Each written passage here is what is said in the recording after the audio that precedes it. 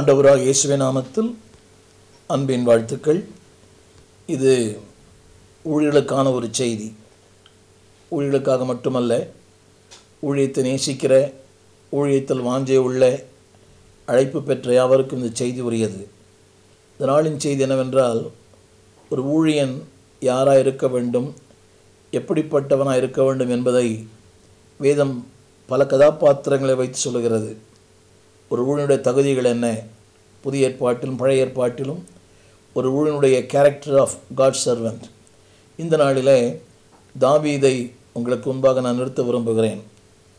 ஒரு ஊழியனுடைய அழைப்பு, அவனுடைய மேன்மை, அவனுடைய அபிஷேகம், ஏன் அழைத்தார், எதற்காக அழைத்தார், எந்த நோக்கத்திற்காக அழைத்தார். அன்பான கர்த்தருடைய ஊழியர்களே, 700 கோடி மக்கள் வசிக்கிற இந்த பரந்த உலகத்தில் தேவன் உங்களையும் என்னையும் தெரிந்து கொண்டார். அன்பானவர்களே, நம்முடைய தகுதி, நம்முடைய கல்வி, ஞானம் இவைகளின் அடிப்படையில் அல்ல. தேவன் நம்மை முன்குறித்தார். தாயின் கருவிலை நம்மை முன்குறித்தார், நம்மை அழைத்தார். நாம் அதற்கு தகுதியானோளா என்று எண்ணி பார்க்கும்போது கொஞ்சமேனும் இல்லை. தகுதியில்லா நம்மையும் இந்த மேன்மையான ஊழியத்தில் கர்த்தர் அழைத்து இந்நாள் வரைக்கும் நம்மை அவர் கனப்படுத்தி இருக்கிறார். உண்மை என்னவென்றால், இன்றைக்கு உயர்த்தப்பட்ட அநேகர் தங்களுடைய ஆதி நிலையை மறந்து விடுகிறார்கள். தேவன் அழைத்த அந்த இடம், தேவன் அழைத்த அந்த ஸ்தானம் இன்றைக்கு அநேகர் மறந்து விடுகிறார்கள். என்னுடைய செய்திகளிலே பல செய்திகளை சொல்லியிருப்பேன். நம்முடைய அழைப்பு வழி அருகே.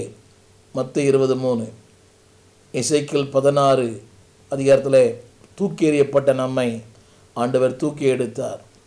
அவருடைய வலது கரத்தினாலே நம்மை தாங்கி இன்றைக்கு நம்மை அழகுபடுத்தி இன்னைக்கு பயன்படுத்துகிறார். ஆனால் அநேக ஊழியர்களை மறந்து விடுகிறார்கள். எனவே தான் திருமறை சொல்லுகிறது, கடந்து வந்த பாதைகளை நினைத்து பார்ப்போம், நம்முடைய தாழ்வில் நம்ம நினைத்தவரை துதிப்போம், அவருடைய கிருபை என்றும் உள்ளது. இன்றைக்கு உயர்த்தப்பட்ட அநேகர் தங்களுடைய ஆரம்ப நாட்களை மறந்து விடுகிறார்கள். நான் பலரை பார்க்கிறேன்.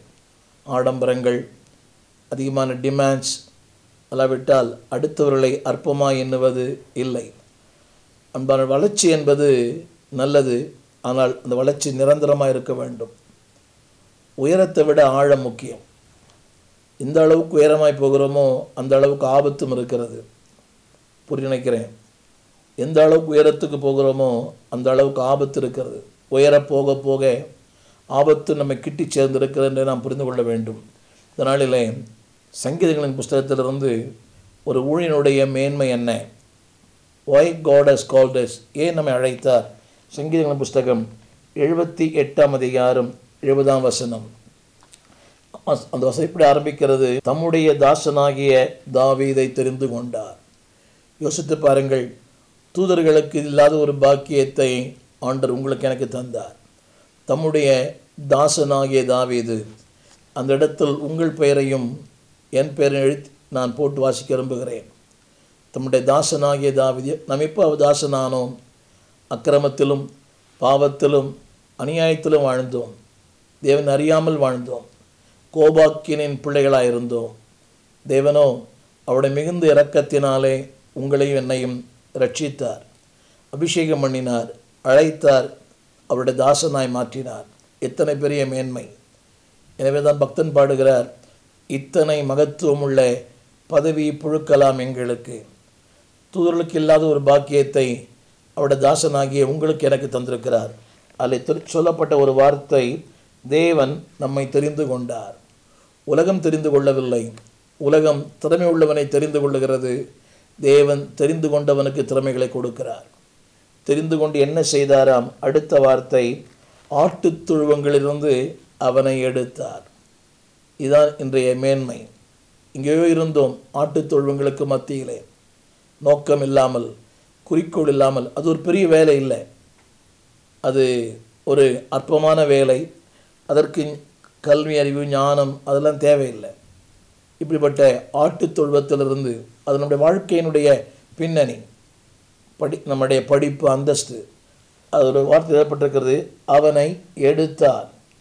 நான் சொல்ல விரும்புகிற வார்த்தை என்னவென்றால், அன்பானவர்களே, நம்முடைய அழைப்பு எங்கிருந்து ஆட்டுத் தொழுவத்திலிருந்து. யோசித்து பாருங்கள், ஆடுகளுக்கு பின்னாக தெரிந்த அவனை தேவன் அரசனாய் மாற்றினது அவருக்கு மட்டுமல்ல, நமக்கும் பொருந்தும். எங்கேயோ திரிந்திருந்தோம், நோக்கம் இல்லாமல், அழைப்பு, அதாவது வாழ்க்கையிலே குறிக்கோள் இல்லாமல், ஏதோ வெந்ததை சாப்பிடுவோம், விதி வந்தால் சாவோம், அர்த்தமே இல்லை. But there was a divine calling in our life. நம்முடைய வாழ்க்கையில் ஒரு மாபெரும் அழைப்பு. என்ன அழைப்பு தெரியுமா? அது எழுதப்பட்டிருக்கிறது 71ஆம் வசனத்தில் தம்முடைய சுதந்திரமாகிய இஸ்ரவேலை மேய்ப்பதற்காக அவனை அழைத்து கொண்டு வந்தார். A shepherd's call. திரும்ப சொல்லுகிறேன், கரவலாடுகளுக்கு பின்னாக திரிந்த அவனை யோசித்து பாருங்க, அலைந்து திரிந்து அல்லல் பட்டு அடிப்படை தேவைகளுக்காக ஒரு நாள் ஓடி ஓடி உழைத்தோம். இன்னைக்கு தேவைகள் வந்துவிட்டது. இன்றைக்கு தேவனை மறந்துவிட்டோம், ஊழியத்தை மறந்துவிட்டோம். அநேகரை பார்க்கிறேன், ஊழியருடைய பிள்ளைகள், இன்றைக்கு தேவனை மறந்து வாழ்கிற ஊழியருடைய பிள்ளைகள் ஏராளம். இது அவளுக்கு ஒரு நினைப்பூட்ட விரும்புகிறேன். அலைந்து திரிந்த உங்கள் தகப்பன், அலைந்து திரிந்த ஒரு மேய்ப்பன். ஆனால் இன்றைக்கு அடுத்த வசனம் போட்டு எழுதியிருக்கிறது, தம்முடைய சுதந்திரமாகிய இஸ்ரவேலை மேய்ப்பதற்காக உங்களையும் என்னையும் அழைத்து கொண்டு வந்தார். என் அன்பு ஊழியர்களே, this is the utmost calling in our life. நம்முடைய வாழ்க்கையின் மிகப்பெரிய வேலை இதுதான். தேவ ஜனத்தை மேய்ப்பதற்காக. என்னையே நான் மீந்து கொள்ள அல்ல, தேவ ஜனத்தை மேய்ப்பதற்காக, புல்லுள்ள மேய்க்க, அமர்ந்த தண்ணீரண்டலை கொண்டு போக, வசனத்தினால் அவருடைய வாழ்க்கையை நிரப்ப, கேரக்டரை மாற்ற. வசனத்தில் படிக்கிற கேளுங்கள், அந்த வசனம் இஸ்ரவேலை மேய்ப்பதற்காக. இன்றைக்கு மேய்க்க வேண்டியவர்கள் தங்களையே மேய்ச்சலாக்கி கொண்டிருக்கிறார்கள். அநேகரை பார்க்கிறேன். அன்பானவர்களே, நீங்கள் நானும் மேய்ப்பர்கள், கசாப் கடைக்காரங்க அல்ல. we are not butchers, we are shepherd. Kasab கடைக்காரன் நோக்கமே அதை பணமாக்கணும். மேய்ப்பனுடைய நோக்கமெல்லாம் அந்த ஆடுகள் மேல். இக்குறித்து ஏராளமான சத்தியங்கள். ஒரு ஆடு காணாமல் போனாலும் அதன் பின்னே ஓடி அதை கண்டுபிடிக்கும் அளவும் தேடி தெரியாமல் இருப்பானோ, அதை கண்டுபிடித்த பிறகு தன் தோளின் மேல், யோசித்து பாருங்கள், அது எவ்வளோ வெயிட்டு, அதை குறித்து அவன் கவலை. ஏன்னா என் ஆடு, நான் கண்டுபிடித்தேன், என்னோடு சந்தோஷப்படுங்கள். உங்களை மனிதவன் அழைத்தது நம்பர் 1 ஆஸ் அ ஷேப்பர்ட். என் அன்பு மேய்ப்பர்களை, ஊழியர்களை மிகுந்த பணிவோடு கேட்கிறேன். இதுதான் நம்முடைய அழைப்பு, to feed the people. You are a shepherd. இதை விட்டுட்டு வியாபாரம், மற்றபடி இந்த கட்ட பஞ்சாயத்து, அல்லாவிட்டால் தேவையில்லாத காரியங்கள், அதெல்லாம் வேண்டாம். பதவி, அதில் பொறுப்பு, இதில் பதவி, அதெல்லாம் செய்யுங்க. இன்றைக்கி நிறைய பேர் நிர்வாகத்தில் காட்டுகிற அந்த வேகத்தை மேய்ச்சலில் காட்டுவதில்லை. திரும்ப சொல்லுகிறேன், they spend more time in administration. அதை செய்ய வேண்டும், இதை செய்ய வேண்டும், நடத்துங்க. நானும் ஒரு நிர்வாகத்தை நடத்துகிறேன், ஒரு ஊழியத்தில் பொறுப்பாக இருக்கிறேன், சில ஊழியர் கூடுகைக்கும் பொறுப்பாக இருக்கிறேன். ஆனால் முக்கியம் என்னவென்றால், this is my utmost job. என்னுடைய வேலைகளில் மிக பிரதான வேலை என்னவென்றால் ஜனங்களை மேய்ப்பது. வஸ்திரம் படிக்கிறேன், தம்முடைய ஜனமாகிய யாக்கோபையும். யோசித்து பாருங்க, அவர்கள் அவருடைய ஜனங்கள். நீ சொல்லிக்கலாம், என் விசுவாசி இல்லை என்பார்களே, அவருடைய ஜனம். அதை மேய்ப்பதற்கான ஒரு வாய்ப்பை உங்களுக்கு எனக்கும் தேவன் தந்தார். It is an opportunity and it is a privilege, also is a pleasure. இது ஒரு வாய்ப்பு, எனக்கு கொடுக்கப்பட்ட ஒரு மிகப்பெரிய தருணம். வேதம் சொல்லுகிறது, அது என்ன தெரியுமா? அதுதான் நம்முடைய சுதந்திரம். யோசித்து பாருங்கள், நம்முடைய வீடு, நம்முடைய இந்த மழைக்காலத்தில் மிகப்பெரிய பிரம்மாண்டமான கட்டிடங்கள் தரைமட்டமோ அதில் விழுந்து நீ பார்த்துருக்கலாம். அழகான கட்டிடங்கள், அருமையான கட்டிடங்கள் தரைமட்டமாக விழுந்து பார்த்துருக்கலாம். இதெல்லாம் என்ன தெரிகிறது? அது நம்முடைய சுதந்திரம் அல்ல. நம்முடைய சுதந்திரம் ஜனங்கள், நம்முடைய சபை. திரும்ப சொல்கிறேன், they are our possession and they are our position. அதான் நம்முடைய சுதந்திரம். அது அந்த வசனம் சொல்லுகிறது, அவர்களை மேய்ப்பதற்காகத்தான். திரும்ப சொல்கிறேன், இன்றைக்கி அவர்களை மேய்க்க வேண்டுமானால் எனக்குள்ளே ஒரு மேய்ச்சல் இருக்க வேண்டும். எனக்குள் மேய்ச்சல் இல்லாத போது அவர்களை நான் மேய்க்க முடியாது. If I want to feed them, I have to fill myself. அவர்களை நான் மேய்க்க வேண்டுமானால் நான் முதலாவது நிரப்பப்பட்டிருக்க வேண்டும். வசனத்தால், கிருபையினால், வல்லமையினால், சுபாவங்களால், நல்ல பண்புகளால், பரிசுத்தத்தால், நீதியினால், இரக்கத்தால் நான் நிரப்பப்படாவிட்டால் I cannot feed them. வசனம் சொல்கிறது, அவர்களை மேய்ப்பதற்காக தேவன் உங்களை என்னை அழைத்தார். என்ன வேணால் செய்யுங்க, என்ன வசதியாக இருங்க, சந்தோஷமாக இருங்க, நல்ல உணவு உடுத்துங்க, but ultimate goal is to feed the people. திரும்ப சொல்லுகிறேன், அதாவது தமிழில் அவருடைய ஜனங்கள், காட்ஸ் பீப்புள். யோசிச்சு பாருங்க, அவருடைய ஜனத்துக்கு நான் மேய்ப்பனாக இருக்கிறேனே, அது எவ்வளோ பெரிய பாக்கியம். என் ஜனம் அல்ல. நீ பெருமைக்காக சொல்கிறாங்க, என் சபையில் எனக்கு 1000 பேர் 2000 பேர், அவருடைய ஜனங்கள் நம்ம கையில் கொடுத்துருக்கிறார். கொஞ்ச நாள் அதை நீ மேய்த்து பராமரித்து நித்தியத்தில் கொண்டு வந்து சேர். முதலாவது குறிப்பு அவர் காலிங், இரண்டாவது அவர் அனாயிண்டிங். தேவன் தாவீதை அபிஷேகம் பண்ணின விதம். 89ஆம் சங்கீதம் 20ஆம் வசனம், 89, 20, 21. என் தாசனாகிய தாவீதை கண்டுபிடித்தேன். எத்தனை அழகான வார்த்தை. நீங்களும் நானும் அவரை கண்டுபிடிக்கவில்லை, அவர் நம்மை கண்டுபிடித்தார். என் தாசனாகிய தாவீதை, நான் சொல்லப்பட்ட எல்லா இடத்துல தாவீது என்ற வார்த்தை வரும், அது உங்கள் பெயரையும் போட்டுங்க. உங்களை கண்டுபிடித்தேன். எங்கேயோ ஒரு குக்கிராமத்தில், அறியப்படாத இடத்துல, பின்னணி இல்லை, முகவரி இல்லை, யாருக்கும் அறிமுகம் இல்லாத இடத்துல முகவரி இல்லா எனக்கு ஒரு முகவரி தந்தார். ஒரு சின்ன குக்கிராமத்தில் என்னை கண்டுபிடித்தார். யோசிச்சு பாருங்கள், கொலம்பஸ் அமெரிக்காவை கண்டுபிடித்தார், அது பெருசல்ல, ஆனால் உங்களை என்ன தேவன் கண்டுபிடித்தார். சர் ஐசக் நியூட்டன் ஒரு முறை அவரை பார்த்து கேட்டாங்களாம், உங்கள் கண்டுபிடிப்புக்கிடையில் மிகப்பெரிய கண்டுபிடிப்பு என்ன? புவியீர்ப்பு சக்தியை கண்டுபிடித்த ஒரு மாபெரும் விஞ்ஞானி. அவர் சொல்லுகிறார், என்னை இயேசு கண்டுபிடித்தார், அதுதான் என்னுடைய கண்டுபிடிப்பில் நான் கண்டுகொண்ட மிகப்பெரிய அவரை நான் கண்டு கொண்டேன், அதுதான் மிகப்பெரிய கண்டுபிடிப்பு. என்னை அவர் கண்டார், அவரை நான் கண்டேன். That's greatest Discovery that I found Jesus in my life. யோசித்து பாருங்கள், இந்த உலகத்தில் மிகப்பெரிய கண்டுபிடிப்பு நிறைய கண்டுபிடிச்சிருக்கலாம் இன்றைய விஞ்ஞான உலகத்தில். ஆனால் வசனம் சொல்லுகிறது, என் தாசனாகிய தாவீதை கண்டுபிடித்தேன். எத்தனை மேன்மையான வார்த்தை, என் தாசன். அன்பானவர்களே, இதற்கு நாம் தகுதியானவர்களா என்று சற்று யோசித்து பார்க்க வேண்டும். அவனை கண்டுபிடித்தேன். யோசித்து பாருங்கள், ஒரு கிதியோனை கர்வாலி மரத்தின் கீழே, ஒரு ஆமோஸை அத்திப்பழம் பொறுக்கிறவனை, ஒரு நாத்தான் வேலை அத்தி மரத்தின் கீழே, ஒரு சீமோன் பேதுருவை வலைகளை அலசி கொண்டிருந்த போது, மத்தேயுவை அவனுடைய பணம் வசூலிக்கும் போது அந்த ஆயக்காரனை அந்த சுங்கச்சாவடியில் தேவன் தேடி வந்து அவர்களை மாற்றி கண்டுபிடித்தார். மத்தேயு சொன்னார், என்னை பின்பற்றி வா. எல்லாவற்றையும் விட்டு அவரை பின்பற்றி போனான். அவனை ஆண்டவர் ஒரு முதன்மையான மனிதனாய் மாற்றினார். He became a bridge, அதாவது பழைய ஏற்பாட்டுக்கும் புதிய ஏற்பாட்டுக்கும் இணைப்பாய் மாற்றினார்.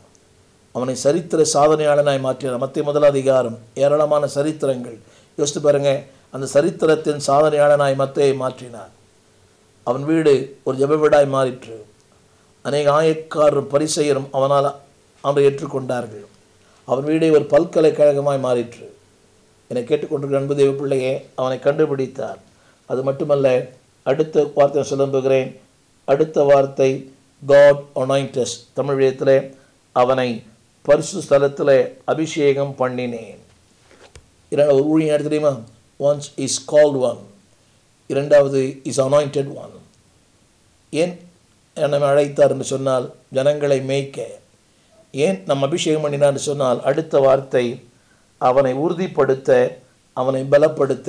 89ஆம் சங்கீதம், என் கை அவனோடு உறுதியாயிருக்கும், என் புயம் அவனை பலப்படுத்தும், சத்துரு அவனை நெருக்குவதில்லை, நியாயக்கேட்டின் மகன் அவனை ஒடுக்குவதில்லை, அவன் சத்துருக்களை அவன் முன்பாக மடங்கடித்து அவனை பகைக்கிறவர்களை வெட்டுவேன். யோசித்து பாருங்க. அப்படியானால் தேவன் உங்களை என்னையும் அழைத்த நோக்கம் என்னவென்றால் டு ஸ்ட்ரென்தன். தமிழில் வாசிக்கிறேன், அவனை உறுதிப்படுத்த, அவனை பலப்படுத்த. அன்பு ஊழியர்களே, ஊழியம் என்பது லேசானதல்ல. பலமுனை தாக்குதல், பலமுறை தாக்குதல். நாம் கண்விழிப்பதற்கு முன்பதாகவே பிரச்சனை கண்விழித்துக் கொள்ளுகிறது. இன்று காலையில் கூட ஒரு ஊழியரின் பாடுகளை பார்த்தேன், கேட்டேன். ஊழியம் என்பது லேசானதல்ல. அதாவது ஒரு முச்செடி மாதிரி, பஞ்சு மெத்தை அல்ல. எப்போ யாரை அதை வீழ்த்தும் தெரியாது. ஆனால் ஆண்டவர் சொல்கிறார், I have anointed you, the reason not to boast you. உன்னை பெருமைப்படுத்த அல்ல. நிறைய பேர் நினைக்கிறாங்க அந்த பேரு கீழே அவங்க வரங்கள் அதெல்லாம் அது தேவையற்ற ஒன்று. அன்பாவளே, when God calls me, when He anoints me, that comes together. ஒரு சாண்ட்விச் மாதிரி அபிஷேகத்துக்குள்ளே ஞானம் இருக்கிறது, வல்லம் இருக்கிறது, பலன் இருக்கிறது, தேவனுடைய கிருபை இருக்கிறது. இதில் வித்தியாசமாக கிருபை பெற்றவர் தேவையில்லை. அழைப்பே ஒரு கிருபை தான். அடுத்த வார்த்தை சொல்கிறார், I anointed you to strengthen you. உன்னை பலப்படுத்தும்படி. தமிழ் திரும்ப வாசிக்கிறேன், உறுதியாக்கும்படியாய், அவனை பலப்படுத்தும்படியாய். அன்று ஊழியர்களே, இன்றைக்கு நாணலை போல அங்குமே அலசரி போட்டுக் கொண்டிருக்கிற ஊழியர்களே, God anointed you to strengthen you. உன்னை பலப்படுத்த, உன் மூலமாய் உன் இந்த இந்தியாவை பலப்படுத்த, உன் குடும்பம், உன் சூழ்நிலைகள். ஊழியம் லேசானதல்ல. நான் அடிக்கடி சொல்வது உண்டு, nice job but nasty job. நல்ல வேலை, ஆனால் மிக மோசமான வேலை. ஏன்னா எல்லாருக்கும் பதில் சொல்லணும். நம்முடைய கீழே இருக்கிற ஆட்களாம் பதில் சொல்லணும். எல்லோரும் நம்மளை கனம் பண்ணுற ஆட்கள் இல்லை. சபையில் ரொம்ப கீழே இருக்கிறவங்க நம்மளை கனம் பண்ணுறதில்லை. அப்படிப்பட்ட நிலையை கூட தேவன் சொல்கிறார், ஐ வில் ஸ்ட்ரென்தன் யூ. சோர்ந்து போன நேரங்கள், இலக்கரித்த நேரங்கள், பலவீனமான நேரங்கள் நம்ம யாரும் பாராட்டுறதில்லை, நம்மளோட குடும்பத்தாரே பாராட்டுறதில்லை. But still God says, I strengthen you. தமிழில் வாசிக்கிற இன்னொரு முறை, என் கை அவனோடு உறுதியாக இருக்கும். என் செய்தி கேட்டுக்கொண்டிருக்கிற ஊழியர்களே, உங்கள் வாழ்க்கையில் நீங்கள் கடந்து போயிருக்கலாம். பலவீனமான நேரங்கள், பதறிப்போன நேரங்கள், ஒரு ஸ்திரத்தன்மை இல்லாத நேரங்கள், உங்கள் அழைப்பிலே சந்தேகப்படுகிற நேரங்கள், இவையெல்லாம் உண்டு. But God says, I will strengthen you. நான் உன்னை உறுதியாக்குவேன். அடுத்த வார்த்தை, என் புயம் உன்னை பலப்படுத்தும். உறுதி வேற, பலன் வேற. Mentally, spiritually, physically. ஆத்மாவிலே பலன், சரீரத்திலே பலன், ஆவியிலே பலன். உலகம் சரீரத்தில் பலன் தரும், ஆனால் ஆத்மாவில் பலன் தராது. ஆனால் தேவன் சொல்கிறார், நான் உன்னை பலப்படுத்துவேன். ஆவியிலே, ஆத்மாவிலே, சரீரத்தில். யோசிச்சு பாருங்க, ஆவி சரியில்லைன்னா இன்றைக்கி நம்மளோட பேச முடியாது. எந்த ஒரு ஊழியனுமே நல்ல சுகம் இருக்கும், ஆனால் டிஸ்டர்ப் மைண்டில் பிரசங்கம் பண்ண முடியாது. அப்படியே பண்ணால் கூட யாருக்கும் போகாது. அப்படின்னா ஒரு ஊழியனுக்கு சரீர சுகமும் தேவை, ஆவிக்குரிய சுகமும் தேவை. ஆவிக்குரிய சரீரம் இருந்தால் தான், சரீர சுகம் இருந்தால் தான் ஆவிக்குரிய ஓட முடியும். சரீரம் நல்லா இருந்து ஆவி சோர்ந்து போயிட்ட பிரச்சனை, அதில் ஒன்றும் நடக்காது. எனவே தான் சோர்ந்து போன எலியாவை தட்டி எழுப்பினார். தேவன் சொல்வார், என் கை, இரண்டாவது என் புயம். யோசித்து பாருங்கள், அவனோடு உறுதியாக இருக்கும். இரண்டாவது, நான் அவனை பலப்படுத்துவேன். எல்லா ஊழியர்களுக்கும் சோர்வு இல்லாத ஊழியர்களே கிடையாது. எவ்வளோ பெரிய மெகா பாஸ்டர், அவன் மிகப்பெரிய ஒரு தெய்வ மனிதரோடு கூட 16 ஆண்டுகள் ஊழியம் செய்தேன். அவரோடு கூட அசன கடல், பல இந்தியாவில் இருக்கிற பல ஊழியர்களை அவர்தான் உருவாக்கினார். ஆனால் அவர் கடந்து போன அந்த கண்ணீரின் பாதை எனக்கு தெரியும். அப்படிப்பட்ட நேரங்களில் அன்பானவர்களே, வெளியே சொல்ல முடியாது, சொன்னால் யாருக்கும் புரியாது. But God says, I anointed you to strengthen. வாசிக்கிறேன், கேளுங்கள். I anointing to strengthen my servant. முதலாவது, என்னை பலப்படுத்துகிறார், என் மூலமாய் அநேகரை பலப்படுத்துகிறார். அநேகர் எல்லாரும் சொல்கிறது இல்லை, ஆனால் ஒரு சிலர் சொல்லுவாங்க, ஆயத்தில் ஒருத்தர் சொல்லுவாங்க, செய்தி நன்றாக இருந்தது, என்னை பலப்படுத்தினது. அப்படி சொல்கிறதில்ல யாருமே. ஏன்னா அவங்க அதில் என்ன காரணமும் தெரியல. அவருடைய எனக்கு பெருமை வந்துருமோன்னு தெரில அவங்களுக்கு.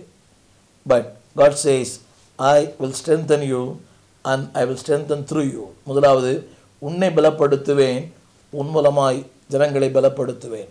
Number 1, to calling for what? To feed the sheep, ஜனங்களை போஷிக்க. இரண்டாவது, அபிஷேகம் பண்ணினார், இது தெரியுமா, பலப்படுத்தும்படியாய். மூன்றாவதாக 132ஆம் சங்கீதம் 9ஆம் வசனம், 9, 10. அன்பானவர்களே, அடுத்து யாராய் மாற்றுகிறாராம்? To shout for joy. அந்த ஊழியனை மகிழ்ச்சியினால் நிரப்புகிறார். 132 சங்கீதம். அந்த ஊழியனை மகிழ்ச்சியினால் நிரப்புகிறார். அந்த வசனத்தை படிக்கிற கேளுங்கள். 32:9. தம்முடைய ஆசாரியர்கள் நீதியை தரித்து உம்முடைய பரிசுத்தவான்கள் கம்பீரிப்பார்களாக. யோசித்து பாருங்க. Number 1 as a shepherd. Number 2 to strengthen. Number 3 to sing. நான் வாசிக்கிறேன் கேளுங்கள். அதாவது அல்ல டு ஷவுட். அதில் என்ன செய்கிறாராம்? கம்பீரிக்கிறார்கள். அடுத்த வார்த்தை அவருடைய ஊழியர்களை ஒரு நாளும் அவர் புறக்கணிப்பதில்லையாம். நீர் அபிஷேகம் பண்ணியத்தினுடைய முகத்தை என் தாசனாகிய தாவீது நிமித்தம் புறக்கணியாதிரும். என்னுடைய செய்தி என்னவென்றால், அவருடைய பரிசுத்தவான்கள் கம்பீரிப்பா. இங்கே தாவீது என்ற வார்த்தை இருக்குது. தாவீது, நீர் அபிஷேகம் பண்ணினவாகிய உடைய தாசனாகிய தாவீது. அப்படியானால் why God anointed? முதல்ல சொன்னேன் as a shepherd. 2வது அன்பானுள்ளே டு ஸ்ட்ரென்தன். 3வது டு ஷவுட். வாழ்க்கையெல்லாம் உண்டு. கம்பீரம் என்றைக்குமே இருக்காது. எல்லாருடைய வாழ்க்கையிலையும் மேடு பள்ளங்கள், துன்ப துயரங்கள் எல்லாம் உண்டு. பட் ஆனால் எல்லா சூழ்நிலைகளிலே அவர் சொல்லுகிறார், என் பரிசுத்தவான்களை நான் கம்பீரிக்க வைப்பேன். என் பரிசுத்தவான்கள் கம்பீரிப்பார்களாக.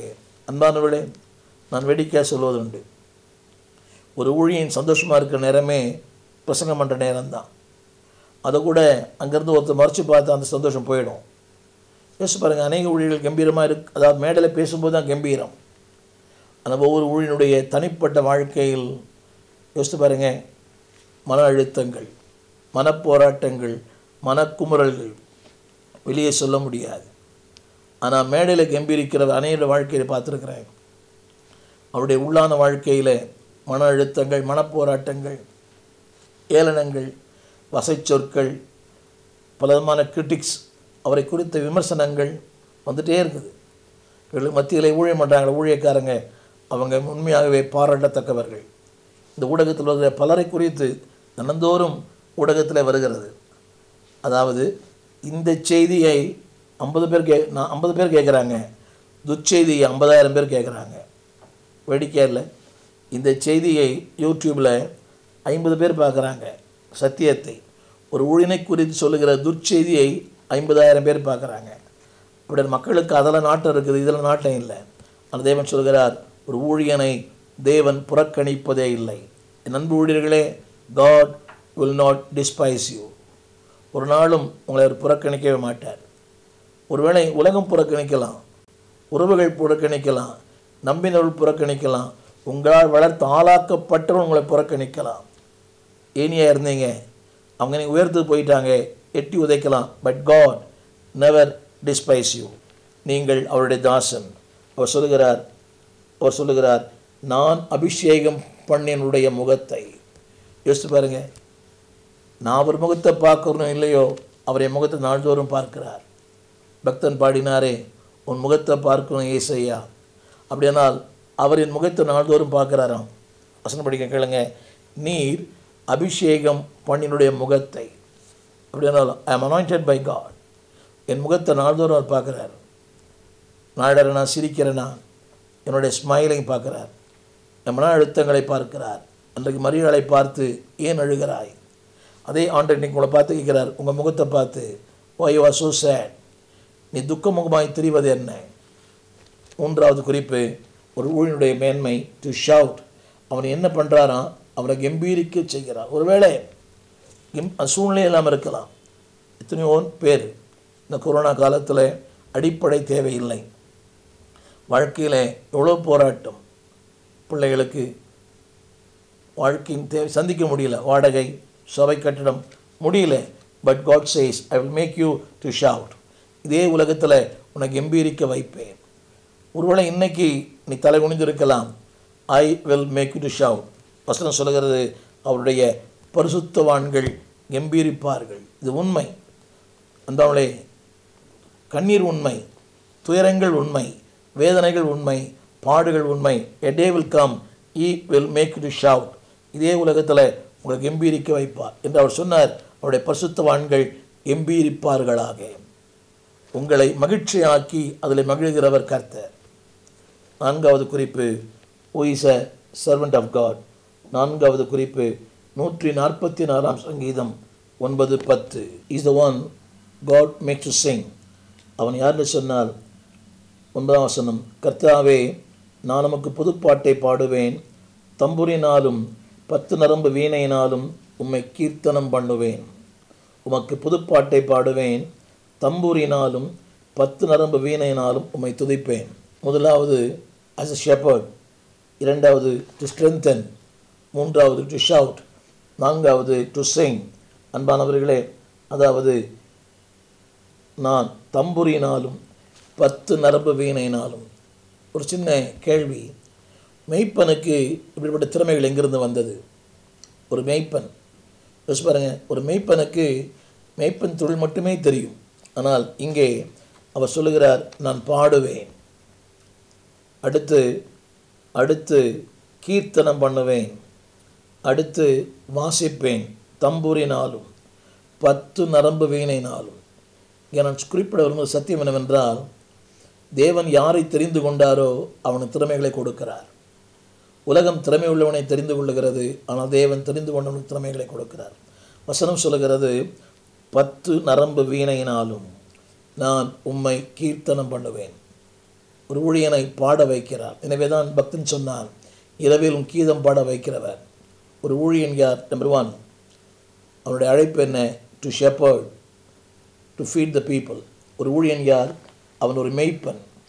2வது, is one who strengthen the people, ஜனங்களை பலப்படுத்துகிறவன். 3வது, டு ஷவுட், ஜனங்களை கம்பீரத்துக்குள்ளே வைக்கிறவன். அவன் கம்பீரமாக இருப்பான், கம்பீரமாய் மாற்றுவான். 4வது, டு சிங், அவன் பாடுவான், ஜனங்களை பாட வைப்பான். நன்றாக கவனியுங்கள், ஆராதிக்கிற ஒருவர் தான் மற்ற ஆராதனைக்குள் நடத்த முடியும். நான் ஆராதிக்காத பட்சத்தில் என் ஜனங்களை நடத்த முடியாது. எனவே அந்த நாளிலே அன்பானவர்களே, தொடர்ந்து 144ஆம் சங்கீதத்தில் உங்களோடு கூட சில சத்தியங்களை பகிர்ந்து கொள்ள விரும்புகிறேன். ஒரு ஊழியன் யார்?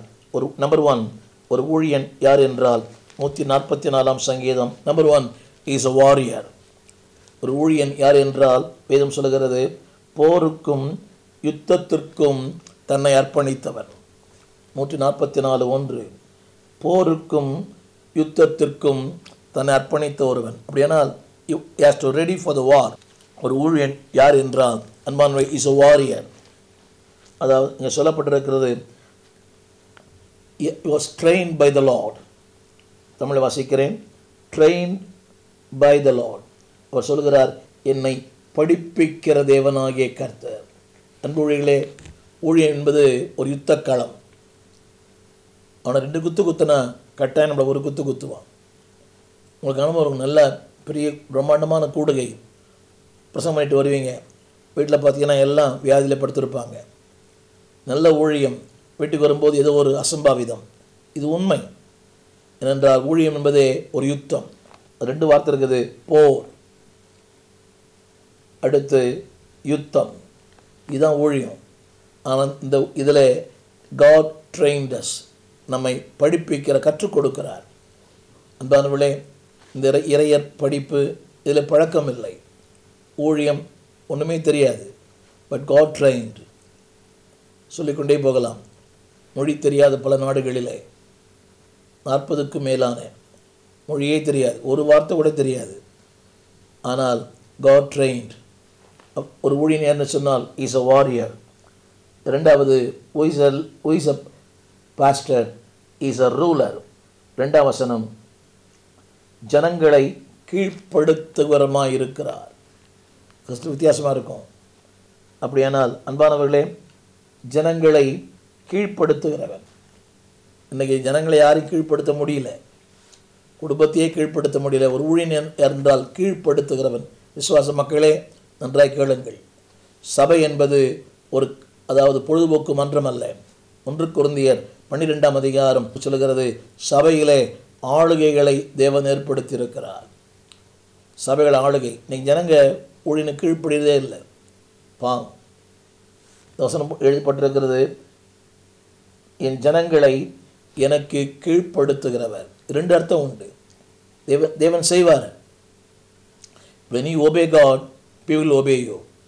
நான் கர்த்தருக்கு கீழ்ப்படியும் போது ஜனங்களை கீழ்ப்படிவாங்க. நானே கீழ்ப்படியாத போது ஜனங்கள் கீழ்ப்படியவே மாட்டாங்க. என் அன்பு ஊழியர்களே, ஒபே, தேவனுக்கு கீழ்ப்படிங்க, உங்கள் தலைவருக்கு கீழ்ப்படிங்க, பெரியவங்களுக்கு கீழ்ப்படிங்க, உங்களை நடத்துறவங்களுக்கு கீழ்ப்படிங்க, உங்கள் மக்களுக்கு உங்களுடைய பெற்றோருக்கு கீழ்ப்படிங்க. என்ன கட்டாயம் கீழ்ப்படிவாங்க. நான் ஒரு கீழ்ப்படிந்திருந்தேன், 16 ஆண்டுகள் இருந்தேன். அன்பானவர்களே, அந்த கீழ்ப்படியில் தான் இன்றைய இந்த நிலைக்கு என்னை வைத்திருக்கிறது. who is a pastor? Number 1 is a warrior. 2வது ஒரு ஊழியன் என்றார் ரூலர். இன்னைக்கு அது வேறு வித்தியாசமான தவறான ரூலர் அல்ல, ஜனங்களை கர்த்தருக்கென்று கீழ்ப்படுத்துகிறவர்கள். திரும்ப சொல்லுகிறேன், எனக்கென்று அல்ல, கர்த்தருக்கென்று, சத்தியத்துக்கென்று, நீதிக்கென்று, உத்தமத்துக்கென்று கீழ்ப்படுத்துகிறவர்கள். Ruling, not ruling the people, அதாவது அவர் மேல் ஆதிக்கம் செலுத்துவதல்ல, சத்தியத்துக்காக ஜனங்களை கீழ்ப்படுத்துவது. 3வது who is a pastor? ஒரு ஊழியன் யார் என்று சொன்னால், அன்பானுடைய அதே வசனத்தில் எழுதப்பட்டிருக்கிறது. 9ஆம் வசனம். 9ஆம் வசனத்தில் அவன் துதிக்கிறவன். ஆரம்பத்தில் கூட சொன்னது, இஸ் a singer, பாடுகிறவன். ரொம்ப கஷ்டம் ஊழியத்தில், பாடுகள் அதிகம். பாடுகள் வரும்போது பாட்டு வராது. ஆனால் இரவிலும் உங்களை கீதம் பாட செய்கிறவர் கர்த்தர். Is a singer. அடுத்து அன்பான அதில் அந்த பாட்டு எப்போ வரும் தெரியுமா? தேவனுக்கு கீழ்ப்படியும் போது பாடல் வரும். அடுத்த குறிப்பு, ஒரு ஊழியன் யாருன்னு சொன்னார், இஸ் a father. ஒரு ஊழியன் ஒரு தகப்பனுக்கு சமம். விசுவாசியே, உன் ஊழியனை தகப்பனை போல என்றியா? இன்னைக்கு தகப்பனுக்கே மதிப்பு தர்றதில்லை, அப்புறம் எப்படி பாஸ்டர் மதிப்பு தர்றது? Pastor is a father. படிங்க கேளுங்க. அதாவது 12ஆம் வசனம், எங்கள் குமாரர், எங்கள் குமாரத்திகள். அப்படியானால் இது ஒரு ஊழியனுடைய பாடல். எங்கள் குமாரர், எங்கள் குமாரத்திகள்.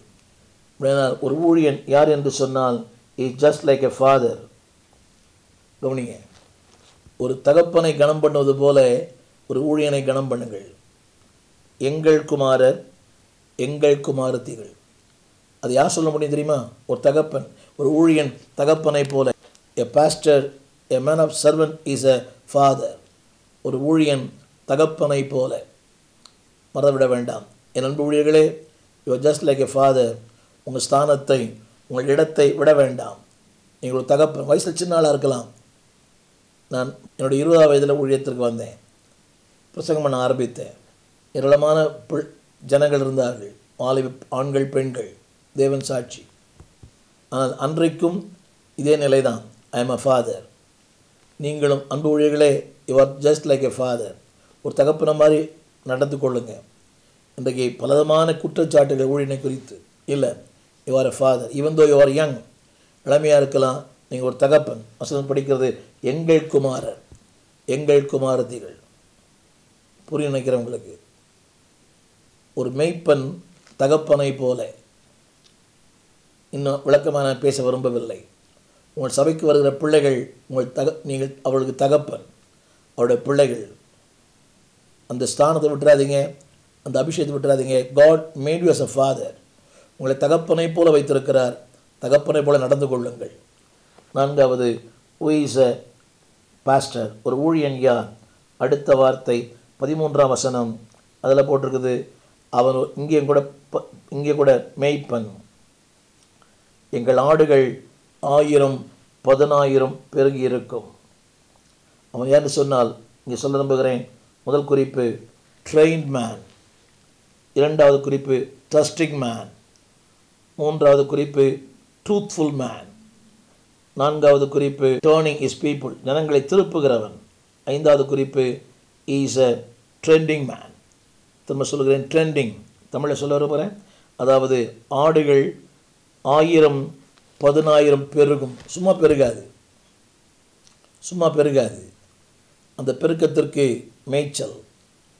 அந்த மேய்ச்சல்னால் பெருக முடியாது. 1000 உழைப்பு, கண்காணிப்பு, அக்கறை, ஆதங்கம், ஆசை. திரும்ப சொல்கிறேன், ட்ரெண்டிங் என்ற வார்த்தை அர்த்தம் அதுதான். நாட் ட்ரைனிங், ட்ரெண்டிங், பெருகும். அதற்குரிய அத்தனை ஆயத்தங்களும் என்னை கேட்டுக்கொண்டிருக்கிற அன்பு தேவ பிள்ளைகளே, ஒரு ஊழியன், திரும்ப சொல்கிறேன், இஸ் அ வாரியர், யுத்த வீரன். இரண்டாவது, இஸ் அ ரூலர், ஜனங்களை ஆண்டோருக்கு என்று கீழ்ப்படுத்துகிறவன். மூன்றாவது, இஸ் அ சிங்கர், ஜனங்களை எந்த சூழ்நிலைகளிலும் அவனை பாட வைப்பார், அவன் மூலம் ஜனங்களை பாட வைப்பார். நான்காவது, இஸ் அ ஃபாதர், ஃபாதர். தகப்பனுடைய வேலை என்ன? பிதாக்களுடைய இதயத்தை அன்பானவர்களே பிள்ளைகளின் பக்கம் திருப்புகிறவன். பிள்ளைகளுடைய இதயத்தை பிதாக்களின் பக்கம் திருப்புகிறவன். Turning the people to the Lord. கடைசியாக அவன் யார் என்று சொன்னால் a shepherd, மேய்ப்பன். அவனுடைய வேலை என்ன? To trending the people. அன்பான ஊழியர்களே, சபை, திரும்ப சொல்லுகிறேன், நம்முடைய குடும்பம். 12ஆம் வசனம், சபை என்பது ஒரு குடும்பம். எங்கள் குமாரர், எங்கள் குமாரத்திகள், இஸ் a ஃபேமிலி. சபை என்பது ஒரு குடும்பம், மறந்துவிட வேண்டாம். அதாவது அதில் என்ன வேணும் தெரியுமா? என்ன வேணும்? விருட்சிகள் இருக்கணும், அடுத்து வளரணும். அடுத்த வார்த்தை, ஓங்கி வளர்கிற விருட்ச கன்றுகளைப் போல. நீங்கள் புரியுதா உங்களுக்கு? ஒரு கணவன், ஒரு ஆண், ஒரு பெண், அடுத்து ஒரு பிள்ளை, அடுத்து அவனுக்கு ஒரு மனைவி, அடுத்து பேரப்பிள்ளைகள், வளர்ச்சி. அதுதான் குடும்பம். உங்கள் குடும்பத்தில், ஆவிக்குரிய குடும்பத்தில் உங்கள் வளர்ச்சியை தேவன் எதிர்பார்க்கிறார். அதற்கென்ற உங்கள் உழைப்பு தேவை, அர்ப்பணம் தேவை, ஆதங்கம் தேவை. இரண்டாவது, ஒரு ஊழியனுடைய பணி என்ன? Search is a family. இரண்டாவது, சர்ச் இஸ் அ ஃபார்ம், அது ஒரு பண்ணை. 13ஆம் வசனம், எங்கள் களஞ்சியங்கள். அது என்ன, எப்படி இருக்குமா? சகல வஸ்துக்கள். யோசித்து பார்த்தீங்களா? சபை என்பது ஒரு குறிப்பிட்ட இனத்துக்கு சொந்தம் அல்ல. உன்னத பாடல் எழுதப்பட்டிருக்கிறது, அது ஒரு சிங்கார வனம். அங்கே கனிகள் இருக்க வேண்டும், ஃப்ரூட்ஸ், ஃப்ளவர்ஸ், ஃப்ராக்ரன்ஸ். இன்றைக்கி துரதிருஷ்டமான ஒரு காரியம் என்னென்னா, ஒரு குறிப்பிட்ட சமுதாயம் தான் அதுக்குள்ளவே இருக்குது. இல்லை, சபை என்பது, தமிழ் வாசிக்கிறேன், அதாவது உன்னத பாட்டில் சிங்காரவனம். அங்கே மாதுளை, அங்கே வசம்பு, அங்கே குங்குமம், பலவிதமான எல்லாமே, வித்தியாசமான ஜனங்கள், வித்தியாசமான கலாச்சாரம். அதுதான் சபை. சபை என்பது இஸ் அ ஃபார்ம், அது ஒரு வித்தியாசமான இடம். தமிழில் சொல்லப்பட்ட களஞ்சியங்கள். அது என்ன உண்டு தெரியுமா? சகல வஸ்துக்கள். உன்ற சபை என்பது அன்பானவர்களே, அது ஒரு மந்தை. அதில் இருக்குது ஆடுகள் 10,000, அது 14 மந்தை, எருதுகள். இதனாலே என் அன்பு கர்த்தருடைய பிள்ளைகளே, இந்த இப்படிப்பட்ட ஒரு சபைக்கு உங்களை என்னையும் தேவன் ஊழியனாக வைத்திருக்கிறார். யோசித்து பாருங்கள். ஆரம்பத்தில் சொன்னேன், எங்கேயோ தெரிந்தோம், எங்கேயோ வளர்ந்தோம், தேவன் உங்களை தெரிந்து கொண்டார். இந்த மேன்மையான வாழ்க்கைக்கு நம்ம சொந்தக்காராக மாற்றியிருக்கிறார். எனவே எங்கோ நான் வாழ்ந்தேன், அறியாமல் அலைந்தேன், என் நேச தேடி வந்தார், நெஞ்சாறு அணைத்து முத்தங்கள் கொடுத்து நிழலாய் மாறிவிட்டார். நம்மை மாற்றின ஆண்டவருக்கு நம்ம அர்ப்பணிப்போம்.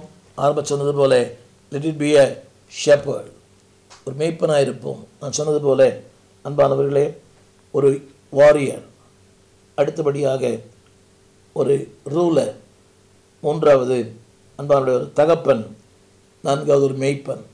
அந்த நிலையோடு கூட வாழ்வோம், அந்த எண்ணத்தோடு ஊழியம் செய்வோம். தேவன் நம்மை பயன்படுத்துவார். ஜெபிப்போம். எங்கள் நல்ல ஆண்டவரே, இந்த அருமையான வேலைக்காய் நன்றி. உடைய கிருபையின் கரங்களிலே எங்களை தாழ்த்தி அர்ப்பணிக்கிறோம். அழைத்தீர் அன்பாலே, என்னையும் அழைத்தீர் அன்பாலே. என்னை அழைத்தவரே, என்னை தொட்டவரே, என்னுடைய வாழ்க்கையை மாற்றினவரே, உனக்கு கோடி கோடி நன்றி. உடைய கிருபையின் கரங்களில் எங்களை தாழ்த்துகிறோம். எங்களை யுத்த வீரனாய், ஒரு தகப்பனாய், எங்களை ஒரு மேய்ப்பனாய், எங்களை ஆண்டவரே ஜனங்களை கீழ்ப்படுத்துவதோட எங்களை மாற்றும். எங்களை நாங்கள் மேய்த்து கொள்ளாதபடி ஜனங்களை மேய்க்கிற ஒரு நல்ல மேய்ப்பனாய் எங்களை மாற்றும். அர்ப்பணிக்கிறோம் இயேசுவின் நாமத்தில் நல்ல பிதாவே, ஆமென். அன்பு ஊழியர்களே, இந்த செய்திகளை கேளுங்கள். நம்முடைய வாழ்க்கையில் தேவன் வைத்திருக்கிற மகத்தான நோக்கம் நிறைவேற அர்ப்பணிப்போம். இந்தியா உங்களையும் என்னை நம்பியிருக்கிறது. இந்த பரந்த பாரத தேசத்தில் ஆண்டவருக்கு இந்த விருட்சங்களாய் வாழ்வோம். கர்த்தர் நம்மை ஆசீர்வதிப்பார். எங்கள் விலாசம்: போதகர் ஸ்டீஃபன் தேவகுமார், திறந்த வாசல் சபை, நம்பர் 65, பரமானந்த தெரு, 7 கிணறு, சென்னை 600001. தொடர்புக்கு 9841839287. மேலும் 04443183330. எங்கள் மின்னஞ்சல் stephenopendor@gmail.com. எங்கள் தேவ செய்திகளை யூடியூப் சேனலில் பார்த்து பயனடையுங்கள். தேவன் உங்களை ஆசீர்வதிப்பாராக.